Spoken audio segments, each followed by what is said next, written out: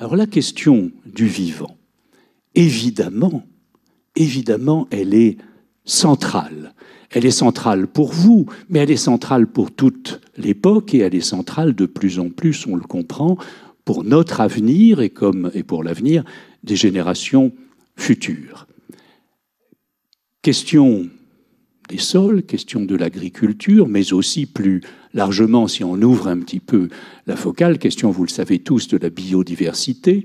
Le dernier rapport, peut-être un peu trop alarmiste, mais de l'ONU montrait, comme vous le savez, qu'il y a sur les 8 millions d'espèces vivantes, 1 million qui sont en danger, que une série comme ça de seuils sont en train d'être franchis.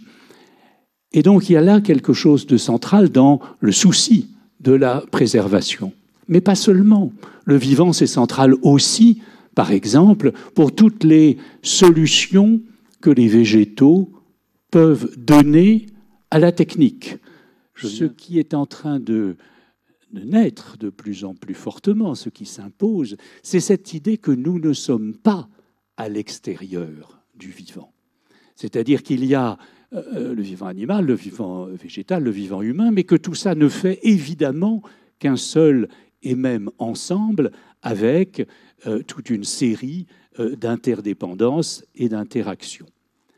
Et si j'ai titré cette intervention « Nous réconcilier avec le vivant », ce qui veut dire aussi le cultiver, ce qui peut vouloir dire aussi l'utiliser, l'instrumentaliser, l'exploiter. Il s'agit de l'exploiter intelligemment, évidemment, mais c'est parce que c'est sous le signe de cette forme nouvelle de réconciliation que je voudrais placer ces propos. Et il s'agit toujours, et ça je crois que c'est un projet spécifique de l'Occident dans sa modernité, d'utiliser le vivant, la nature, de la plier, de l'exploiter, de la transformer à nos normes, en se servant des connaissances pour cette transformation. Il ne s'agit pas de coopérer avec le vivant, alors que je crois que la transition, elle est là. La mutation d'aujourd'hui, c'est de passer de cette idée d'une utilisation en quelque sorte dominatrice ou contraignante à l'idée d'une utilisation par interdépendance, interaction et coopération. Et un oubli, alors lui, moderne, de cet équilibre, de cette modération, un abandon assez violent, finalement, par la technique de cette lenteur ou de cette attente ou de ce respect des rythmes du vivant. Et l'exigence, on la connaît tous, de production, de rendement, ça a été de tout contrôler, d'une part, mais même de tout maximiser. La nature, l'environnement, les espèces végétales et animales. C'est-à-dire, c'est l'oubli du respect. Dès qu'on parle de respect, finalement, on parle d'une autonomie. La question centrale, c'est évidemment celle de l'interaction du vivant humain avec des vivants non humains. Qu'est-ce que c'est qu'on appelle le vivant? Alors, comment ça se définit la vie? Il y a une définition de Woody Allen qui me paraît assez juste dans sa simplicité. C'est une maladie mortelle sexuellement transmissible. C'est vrai même pour les plantes. Hein, ça marche assez bien.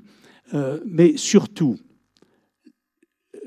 la vie, elle se définit par un certain nombre de caractéristiques que tout le monde connaît, mais je crois qu'on n'a pas forcément en tête tout le temps, et que je rappelle très vite, c'est qu'il y a des organismes quand il y a du vivant.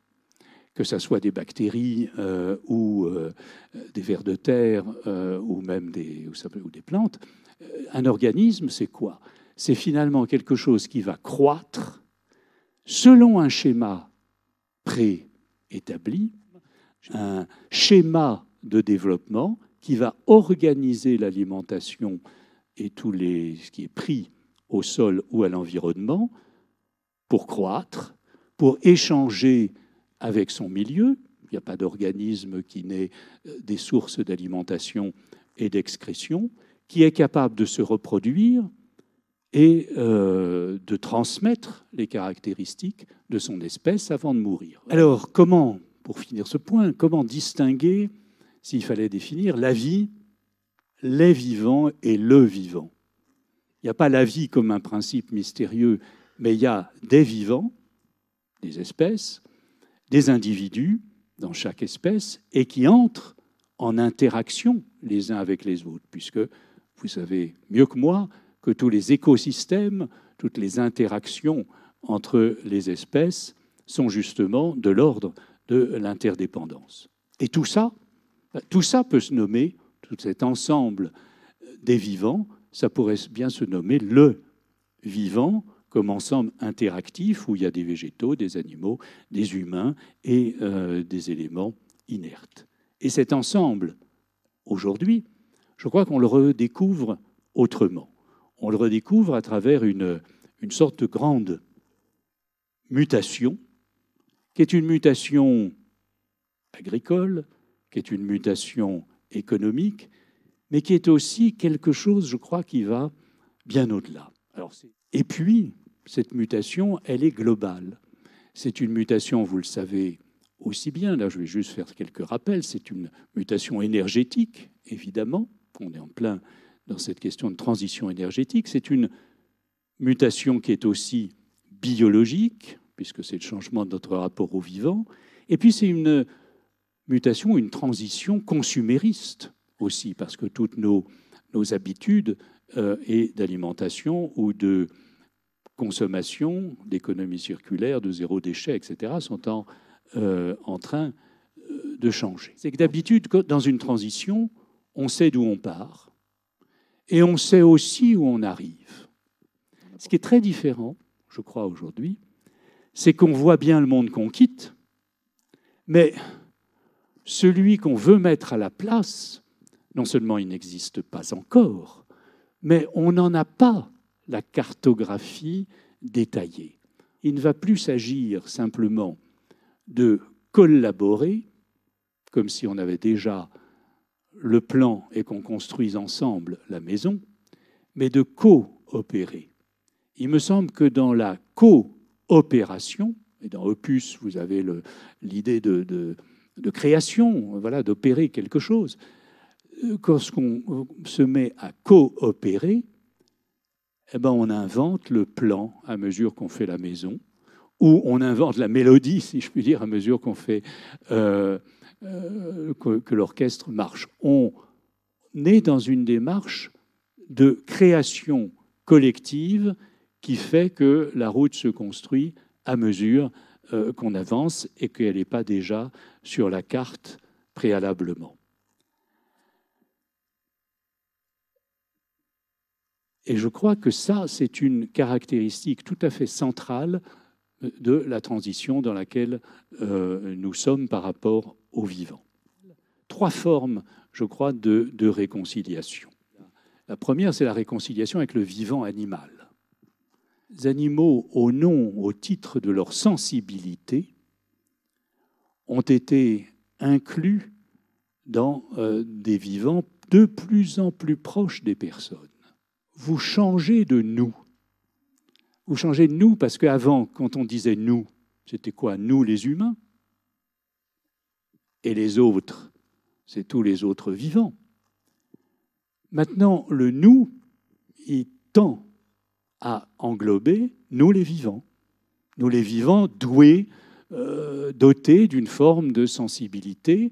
Alors, il y a une autre réconciliation, c'est la réconciliation avec le vivant végétal. Et puis enfin, je crois qu'il ne faudrait pas oublier, peut-être, de nous réconcilier aussi avec le vivant humain. Finalement, l'idée, c'est de nous réconcilier avec l'idée d'un monde qui est plus compliqué, plus, comment dirais-je, interactif que nous ne pouvions le penser. Et je crois que finalement, les mondes vivants, qu'ils soient les mondes végétaux, les mondes humains, les mondes économiques aussi et sociaux, sont des mondes complexes en ce sens-là. C'est-à-dire qu'il y a à chaque fois des interdépendances. Il y a 3 perspectives, me semble-t-il, pour agir.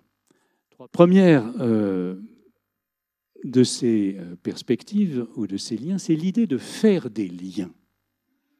Faire des liens plutôt que de cliver, séparer, opposer. Dans la pensée, dans les actes, dans les propositions pratiques.